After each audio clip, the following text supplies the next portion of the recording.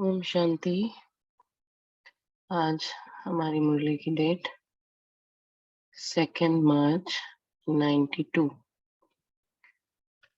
आज की मुरली का टाइटल है महाशिवरात्रि मनाना अर्थात प्रतिज्ञा करना, व्रत लेना और बलि चढ़ना।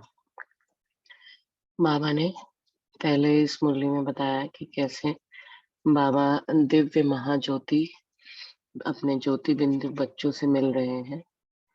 बाप दादा भी महान ज्योति है और आप बच्चे भी महान ज्योति स्वरूप है। दिव्य ज्योति बाप दिव्य ज्योति आत्माओं से मिल रहे हैं और बाबा को ये आत्माएं ज्योति कितनी न्यारी और प्यारी दिखाई दे रही है और बाबा हर एक के मस्तक में चमकती हुई ज्योति को देख रहे हैं। तो हमें भी हर एक के मस्तक में चमकती हुई ज्योति को देखना है। जो बाबा हमें सिखा रहे हैं हमें वो ही अपने डे टू डे लाइफ में अडॉप्ट करना है। तो दिव्य और प्यारा नजारा है। रूहानी ज्योतिर्मय सितारों का मंडल अलौकिक और अति सुंदर है। बाबा ने पूछा कि क्या आप इस दिव्य तारा मंडल में अपना चमकता हुआ बिंदु स्वरूप देख रहे हो? तो बाबा ने आज इसमें देखने पर बहुत फोकस किया है। तो जैसे जैसे बाबा बताते जाएं वैसे वैसे देखते रहे तो हमें एक तो पहले दिव्य तारा मंडल चमकता हुआ दिखाई दे एंड उसके अंदर बिंदु स्वरूप बाबा अपने आप को देखना है। बाबा ने कहा यही महाशिवरात्रि है। तो सिर्फ शिवरात्रि नहीं बोला, महाशिवरात्रि बोला। उसके बाद बाबा ने बताया कि महाशिवरात्रि के साथ साथ बाबा ने और के लिए बताया कि शिव ज्योति के साथ आप अनेक ज्योति बिंदु सालिग्राम आत्माएं हो।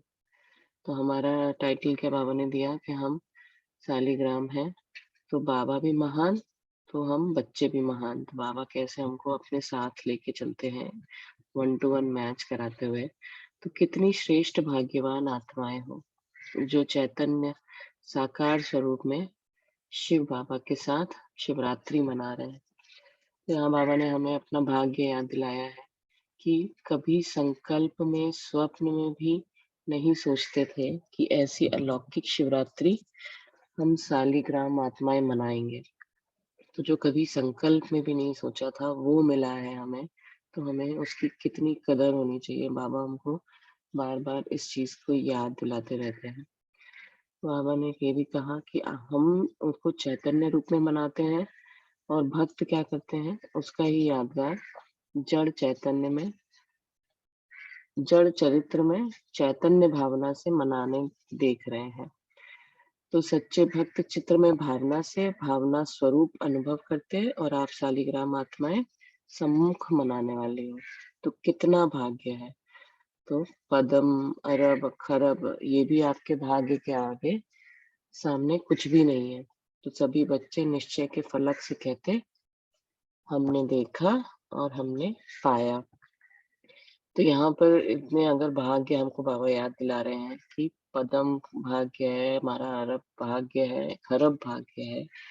तो जैसे कल की इससे मुरली में था कि पढ़ाई को मिस नहीं करना है। अगर हमारा इतना अरबों खरबों का भाग्य इस पढ़ाई से मिल रहा है तो क्या हम उस पढ़ाई को मिस करने को अफोर्ड कर सकते हैं?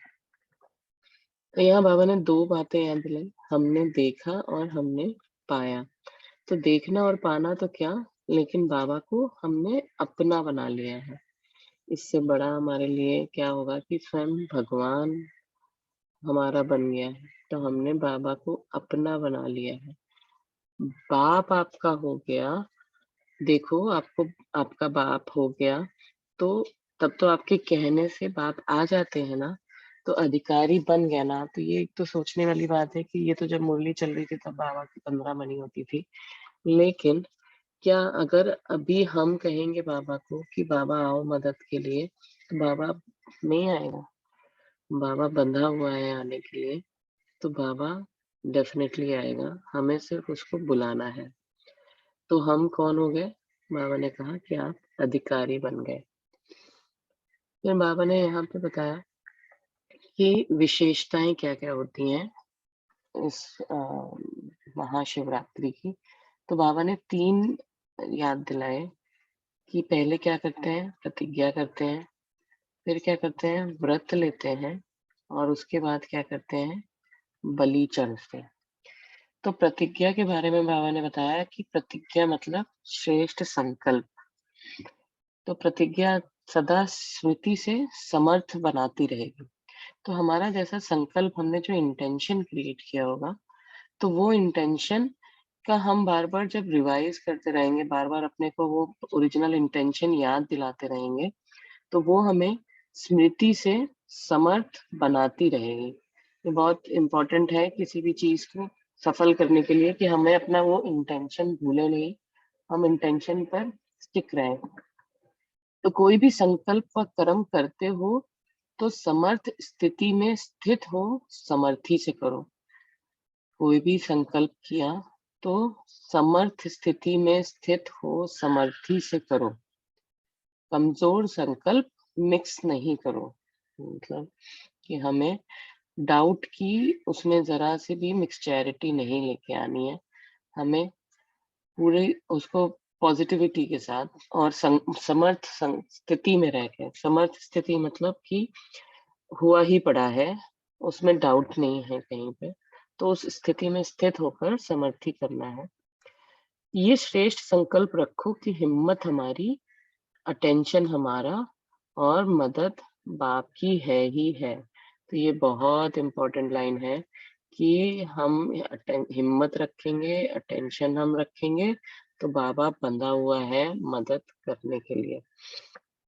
तो सदैव ये सोचो, और इसके आगे भी कौन सा संकल्प हमें करना है कि अनेक कल्प की विजयी आत्मा हूँ। तो ये संकल्प ही कि हम अपने आप को बार-बार याद दिलाते रहें। तो वो जो एंकर्स की बात होती है कि हम, बाबा हमको आते हैं, हमको आके बाबा ने सबसे पहले क्या कराई, स्मृति दिलाई कि हम कौन थे, हम वही देवी-देवताएँ थे। देवी-देवताएँ थे मतलब क्या है कि हमने वो प्रारब्ध पाई थी। वो प्रारब्ध पाई थी तो मतलब हमने संगम युग पर विजय प्राप्त करी थी, माया पर, अपने संकल्पों पर, अपने संस्कारों पर, तब हम जाकर वो देवी-देवता बने थे। तो जब हम वो एक बार कर चुके हैं, तो वो हमारी रिसोर्सफुल स्टेट एक बार बन चुकी है, हमें उसको वापस से सिर्फ अपने में स्मृति में लाकर और उसके साथ काम करना है। तो बार-बार बाबा ने कहा कि यही सोचो कि मैं अनेक कल्प की विजयी आत्मा हूँ। तो जो काम हमने एक बार कर लिया होता है, वो हमारे लिए नेक्स्ट टाइम डिफिकल्ट नहीं होता है। तो विजय की खुशी, विजय का नशा शक्तिशाली बना देता है। तो अगर हम इसका उल्टा देखें कि हम अगर डाउट के संकल्प क्रिएट करते हैं, डाउट की वाइब्रेशंस को अट्रैक्ट करते हैं, तो हम दिल शिकस्त हो जाते हैं।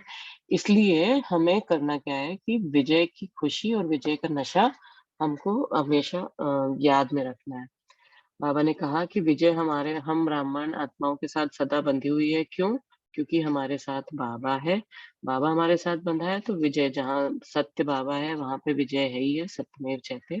तो बाबा हमारे साथ है तो विजय हमारे साथ है ही, वो कहीं जाएगी नहीं। और फिर बाबा ने आज देखने के लिए कहा, बाबा ने देखने पे बहुत फोकस किया है कि सदा अपने मस्तक पर विजय का तिलक लगा हुआ ही है, ये देखो। तो अमृत वेले सूक्ष्म वतन में बाप दादा से ये स्मृति का तिलक जरूर लें कि मैं विजयी आत्मा हूँ। तो ये विजय का तिलक रोज आप हम लोग सूक्ष्म वतन में बाबा से ले सकते हैं। तो जो प्रभु के गले का हार बन गए, उनकी कभी हार नहीं हो सकती। इतने बाबा हम लोग को मोटिवेट करने के लिए बताते रहते हैं कि बाबा के गले का हार है हम, तो हमारी हार कैसे हो सकती है। तो संपूर्ण विजयी के रूप में अपना यादगार विजय माला देख रहे हो। तो विजय माला क्या है? हमारे संपूर्ण विजयी के रूप। तो संपूर्ण विजयी रूप हमारा कौन सा है? देवी देवता रूप। तो उसकी यादगार विजय माला। तो विजय माला देवी देवता, तो विजय माला के मन के कभी हार नहीं खा सकते। बाबा हमको कितना मोटिवेट करते हैं। फिर बाबा ने व्रत के बारे में याद दिलाया कि व्रत करते हैं तो क्या होता है। व्रत करना मतलब क्या कि कोई चीज का परहेज करना, तो बाबा ने कहा यहाँ तो स्थूल व्रत की वजह खाना पीना छोड़ते हैं उसकी बात कर रहे हैं कि प्यार और खुशी में सब भूल जाते हैं इसलिए व्रत रखते हैं। दूसरा, खुशी की खुराक खा लेते हैं तो दूसरी खुराक की आवश्यकता नहीं होती। ये भी एक अगर उल्टी बात सोच के देखें कि अगर हमको बहुत खाने की आवश्यकता लग रही है तो क्या हम खुश नहीं हैं? अगर हम खुशी की खुराक खा लेते हैं तो दूसरी खुराक की आवश्यकता नहीं होती। मिलन की खुशी के कारण भी व्रत रखते हैं। तो जब हमारा बाबा भगवान भक्ति मार्ग में भी ये मिलन की खुशी होती है तो भी हम व्रत रखते हैं। तो व्रत खुशी की भी निशानी है और व्रत रखना अर्थात प्यार में त्याग भावना। तो ये हमारे प्यार को डिस्प्ले करने का या दिखाने का भी एक तरीका है कि जब अगर हमें किसी से प्यार है तो हम उसके लिए त्याग भावना रखते हैं। तो कुछ छोड़ना अर्थात त्याग भावना की निशानी है। तो श्रेष्ठ वृत्ति द्वारा हम ये व्रत लेते हैं कि सदा कमजोर वृत्ति को मिटाए, शुभ और श्रेष्ठ वृत्ति धारण करेंगे। जब वृत्ति में श्रेष्ठता है तो सृष्टि श्रेष्ठ ही नजर आएगी, क्योंकि वृत्ति से दृष्टि और कृति का कनेक्शन है। तो जब वृत्ति में श्रेष्ठता है तो सृष्टि श्रेष्ठ ही नजर आएगी। तो हमारी जैसी वृत्ति होगी वैसी हमारी सृष्टि होगी।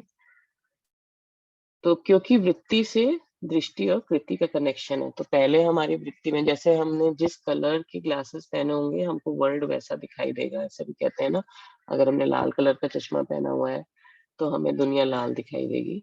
उसी प्रकार से हमारी वृत्ति में जो जो भी हमारे वाइब्रेशंस में हमने एब्जॉर्ब किया हुआ है कि कोई कैसा है, हमको उसको कैसे देखना है, तो हमारी दृष्टि वैसे ही होगी और उसके अकॉर्डिंगली हमारे एक्शंस भी वैसे ही गाइड होंगे। तो कोई भी अच्छी भी बात बुरी बात पहले वृत्ति में धारण होती है, फिर वाणी और कर्म में आती है। तो वृत्ति श्रेष्ठ होना अर्थात वाणी और कर्म स्वतः श्रेष्ठ हो जाना है। तो हमें काम रूट पे करना है, हमें काम वृत्ति पे करना है। वाणी और कर्म हमारे ऑटोमेटिकली लाइन में आ जाएंगे, अलाइन हो जाएंगे। तो आपकी विशेष सेवा विश्व परिवर्तन की भी शुभ वृत्ति से है। तो हमें विश्व परिवर्तन तो करना है, लेकिन किससे करना है? शुभ वृत्ति से करना है। तो वृत्ति से वाइब्रेशन वायुमंडल बनाते हो, तो श्रेष्ठ वृत्ति का ये व्रत धारण करना, यही शिवरात्रि मनाना है। तो हमें शिवरात्रि का दूसरा क्या अर्थ मिला कि श्रेष्ठ वृत्ति का व्रत धारण करना। प्रतिज्ञा हमने क्या करी थी? श्रेष्ठ संकल्पों की, और विजय हुई पड़ी है। और श्रेष्ठ वृत्ति क्या है हमारी? कि हमें श्रेष्ठ वृत्ति का व्रत धारण करना है। जैसे बाबा की श्रेष्ठ वृत्ति क्या रहती है कि बाबा कभी किसी के अवगुण की तरफ बाबा का ध्यान भी नहीं जाता है, बाबा का किसी भी देह की तरफ ध्यान नहीं, बाबा हमेशा मस्तक में चमकती हुई मणि देखते हैं। इसी तरह श्रेष्ठ वृत्ति का हमें ये व्रत धारण करना, यही शिवरात्रि मनाना है। फिर बाबा ने बलि चढ़ने की बात करी कि बलि चढ़ना मतलब क्या होता है? मन बुद्धि और संबंध से समर्पित होना, ये है वास्तविक बलि चढ़ना। तो मन बुद्धि और संबंध से समर्पित होना मतलब कि हमारे मन बुद्धि और हमारे रिलेशंस में बाबा के अलावा और कोई नहीं है। हमें किसी से कुछ भी चाहिए नहीं। हम किसी के साथ भी इंटरेक्ट कर रहे हैं तो हमारी वृत्ति से सिर्फ ये है कि आपको हम दे दें कुछ, आप हमसे बेनिफिट ले लो, आपका हम कुछ जो हम आपके लिए कर सकते हैं वो हम कर पाए, हम इंस्ट्रूमेंट बन पाए आपके कल्याण के लिए, लेकिन हमें आपसे चाहिए कुछ नहीं। तो ये है हमारी मन बुद्धि और संबंध से समर्पित होना। तो बलि चढ़ना अर्थात महाबलवान बनना, ये बाबा ने बताया। क्योंकि अगर हम बाबा के ऊपर, जो बाबा सर्वशक्तिमान है, अगर हम बाबा के ऊपर बलि चढ़ते हैं तो हम कौन बन जाते हैं? महाबलवान बन जाते हैं। और क्यों बन जाते हैं? क्योंकि बलि हम तभी चढ़ पाएंगे जब हमने अपनी कमजोरियों की बलि चढ़ा दी है। और सबसे बड़ी कमजोरी बाबा क्या कहते हैं? देह अभिमान। तो जब हम देहभान को समर्पित कर देते हैं, अर्थात उनके वंश को भी समर्पित कर देते हैं, तो ये हम महाबलवान बन जाते हैं। क्योंकि अगर हमने अपनी सबसे बड़ी कमजोरी को हटा दिया तो वो हम फिर तो कमजोरी को हटा दिया तो उसका नेक्स्ट स्टेप यही है ना कि हम बलवान ही बन जाएंगे। और बाबा ने यहाँ पे बहुत देहभान के लिए ध्यान खिंचाया है कि ये देह अभिमान का सूक्ष्म वंश बहुत बड़ा है। ये ऐसे क्यों कहते हैं कि है तो वो बहुत सूक्ष्म, क्योंकि हमको दिखाई भी नहीं पड़ता, हमको पता भी नहीं पड़ता कि कब हमारे में वो देह अभिमान आ गया और हम देह भान के अकॉर्डिंग आके काम करने लगे। अगर हमारा कहीं पर भी एक बार भी श्रीमत से हम डगमग हुए या हमारी मनसा वाचा कर्मणा में कहीं पर भी लेने वाली वृत्ति आई, या फिर ये आया कि सुपीरियरिटी कॉम्प्लेक्स ही आ गया, या इनफैक्ट बाबा ये कहते हैं कि अगर हमें इंफीरियरिटी कॉम्प्लेक्स भी हो रहा है, वो भी देह भान का है, देह अभिमान का ही अंश होता है। तो हम कहीं पर भी अगर पेंडुलम हमारा ऑसिलेट कर रहा है, कहीं हम सुपीरियरिटी में जा रहे हैं, कहीं इंफीरियरिटी में जा रहे हैं, कभी हमें अपमान फील हो रहा है, कभी हमें प्रशंसा बड़ी पसंद आ रही है, तो ये सब क्या है कि हम देह अभिमान में आ रहे हैं और उसका इतना सूक्ष्म वंश है कि हमें पता भी नहीं चलता। इसके लिए बाबा ने कहा कि वो चुंबक हो जाता है, और वो एक बार करते हैं तो वो उसका रिपल इफेक्ट होता है, उसका डोमिनो इफेक्ट होता है, और वो बढ़ता ही जाता है। वो ऐसा नहीं होता है कि एक जगह पे रुक जाएगा। इसी तरह अगर हमें नेगेटिव संकल्प आना शुरू होता है तो वो खत्म नहीं होता है। जैसे पॉजिटिव संकल्प हम बहुत ज्यादा नहीं किसी के लिए भी अगर क्रिएट करेंगे तो एक दो करके शांत हो जाएंगे, क्योंकि पॉजिटिव संकल्प स्लो होते हैं और उनकी क्वांटिटी कम होती है, लेकिन नेगेटिव फास्ट होते हैं और उनकी क्वांटिटी बहुत ज्यादा होती है। तो इसके लिए वो हमें पता भी नहीं चलता कब हम उसके वो वर्टेक्स में, उसके भंवर में फंस जाते हैं। इसलिए बाबा ने कहा देवभान की बलि चढ़ाना अर्थात वंश सहित समर्पित होना। अगर हमने थोड़ा सा भी रख लिया कि ये किसी समय में हम किसी के साथ यूज करेंगे, तो बाबा ने कहा कि उसमें अल्पकाल, उस अल्पकाल की विजय में बहुत काल की हार समाती है, क्योंकि हमारा पद वहां पे भ्रष्ट हो जाता है। अगर हम जरा सा भी श्रीमत से नीचे उतरते हैं, या फिर हमारी वजह से किसी को अगर दुःख होता है और जिसको अगर हम उस समय सहन शक्ति को इस्तेमाल करके हम आगे बढ़ते हैं, तो अगर हमको उस समय लग रहा है कि हमारी हार हो रही है, लेकिन वो हमारी सदा काल की विजय हमको प्राप्त करा देती है। फिर बाबा ने यहाँ पे एक और बात याद दिलाई कि शिवरात्रि मनाना मतलब ये तीनों विशेषताएं प्रैक्टिकल जीवन में लाना। कौन सी? प्रतिज्ञा, व्रत और बलि चढ़ना। लेकिन सिर्फ कहना नहीं, लेकिन करना और कहना सदा समान हो। ये बहुत इंपॉर्टेंट है कि अगर हमारी कह हम कुछ और रहे हैं और कर कुछ और रहे हैं, तो वो हमारी बाबा समान स्थिति नहीं है। बाबा के समान हमको बनना है, बाबा के समान हमको अपनी फ्रीक्वेंसी लेकर जानी है।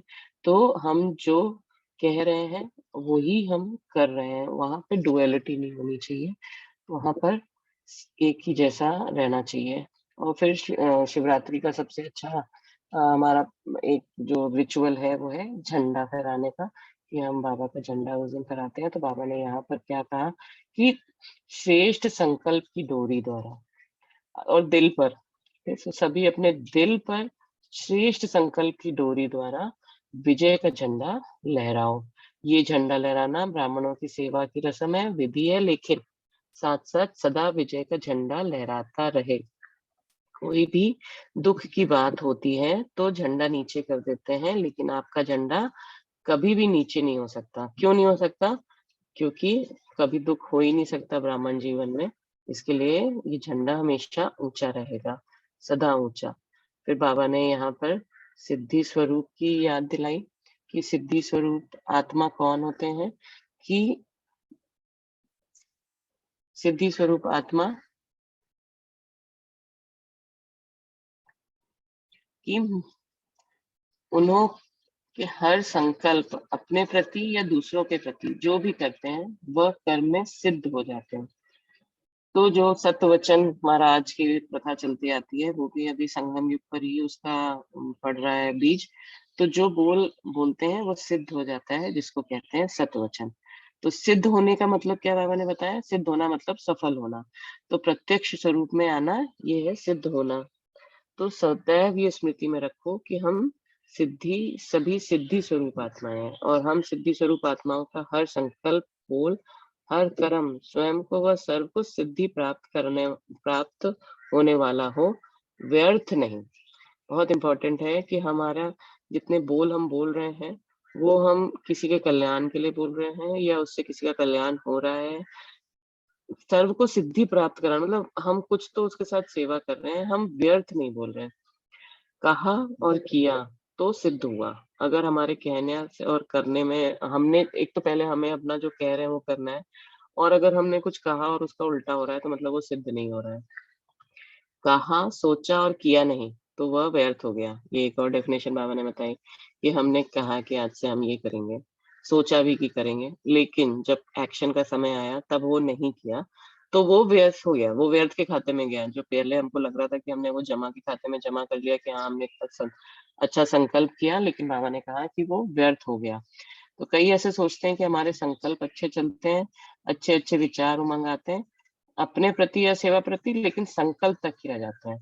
तो प्रैक्टिकल कर्म में स्वरूप में नहीं आए तो इसको क्या कहेंगे कि संकल्प बहुत अच्छे हैं लेकिन कर्म में अंतर क्यों है? बीज अच्छा है लेकिन फल अच्छा नहीं निकला तो क्या कहेंगे? धरनी या परहेज की कमी है। ऐसे ही संकल्प रूपी बीज अच्छा है लेकिन दृढ़ता की कमी है, दृढ़ धारण धरने की कमी।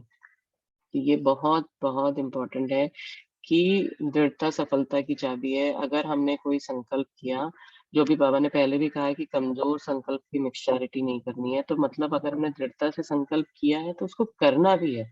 और दूसरी बार क्या करना है, बार-बार अटेंशन भी देते रहना है। तो बाबा ने जैसे पहले भी वो स्लोगन दिया कि हिम्मत हमारी, अटेंशन हमारा और मदद बाबा की है ही है। तो अगर हम दृढ़ धारण कर रहे हैं, उस धरनी पे उस बीज को बो रहे हैं और उसको बार-बार अटेंशन उसको पानी देते रहते हैं। बाबा ने एक मुरली में कहा है ना, योग और स्मृति का पानी उसको देते रहेंगे अगर हम संकल्प को, तो वो फलीभूत ना हो, ये हो नहीं सकता। बाबा ने यहाँ पे मेटाफर यूज़ किया गैस के गुब्बारे का, कि कैसे गैस का गुब्बारा ऊपर उड़ता है लेकिन फिर उड़कर क्या हो जाता है, नीचे आ जाता है।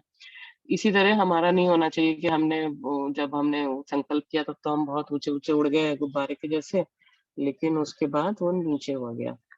तो कभी भी पुरुषार्थ में निराश नहीं बनो, करना ही है, होना ही है, विजयमाला मेरा ही यादगार है।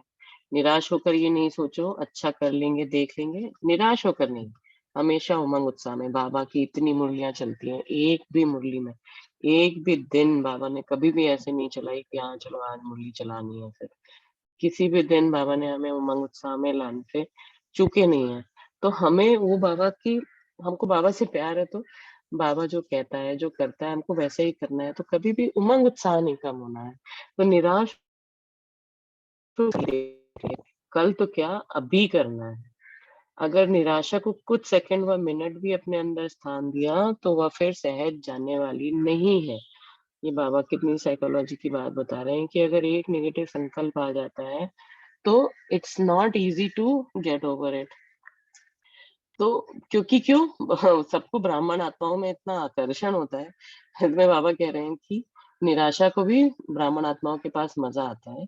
इसलिए निराश कभी नहीं बनो क्योंकि फिर वो बैठ जाएगी। अभिमान भी नहीं और निराशा भी नहीं। तो ये कितना बैलेंस बना के रखना है कि हमें अभिमान भी नहीं होना चाहिए और डिप्रेशन भी नहीं होना चाहिए। कोई अभिमान में आ जाते हैं, कोई निराशा में आ जाते हैं। तो जहाँ अभिमान होता है, वहाँ अपमान की फीलिंग भी ज़्यादा आती है, कभी अपमान में, कभी अपमान में। तो ये वही जैसे हमने देखा पहले कि पेंडुलम है, कहीं पर भी ऑसिलेट नहीं होना चाहिए, उसको हमेशा बैलेंस में, सेंटर में होगा, तभी हम पीसफुल रह पाएँगे। तो जिसको अगर अभिमान की फीलिंग आएगी, उसको अपमान की भी फीलिंग आएगी और जिसको अपमान की आएगी, उसको अभिमान की। तो हमें दोनों ही फीलिंग से अपने आप को परे रखना है और इसका बाबा ने बहुत इम्पोर्टेंट लास्ट में ये बताया कि सदा निर्माण और निर्माण के कार्य में बिज़ी जो रहेंगे, वो कौन रह सकता है, जो अभिमान और अपमान के बीच में खेल नहीं रहा है। तो मतलब हमें सतयुग का निर्माण करना है, तो हमें क्या करना है? निर्माण रहना है, ना अभिमान, ना अपमान, तो निर्माण रहना है। तो निर्माण बन निर्माण करने के कर्तव्य में लगना है। तो इस मुरली में बाबा ने हमको टाइटल क्या दिया? शालिग्राम दिया, सिद्धि स्वरूप दिया और हमें धारणा क्या दी कि हमें प्रतिज्ञाएँ करनी है और हमें ये जो विशेषताएँ बताई महाशिवरात्रि की, इनको तीनों को करना ही मनाना है। तो मतलब हमको प्रतिज्ञा करना, व्रत लेना और बलि चढ़ना, ये जब हम करेंगे तो ही मनाना है। और बाबा ने हमें देखने का बहुत महत्व बताया कि हमें सबके मस्तक में ज्योति देखनी है, अपने मस्तक पर विजय का तिलक लगा हुआ देखना है। तो ऐसे हमें अपनी श्रेष्ठ वृत्ति पर बहुत काम करना है। श्रेष्ठ वृत्ति पर काम करके हमें सतयुग के निर्माण में अपना सहयोग देना है। अच्छा, बाबा को थैंक यू। ओम शांति।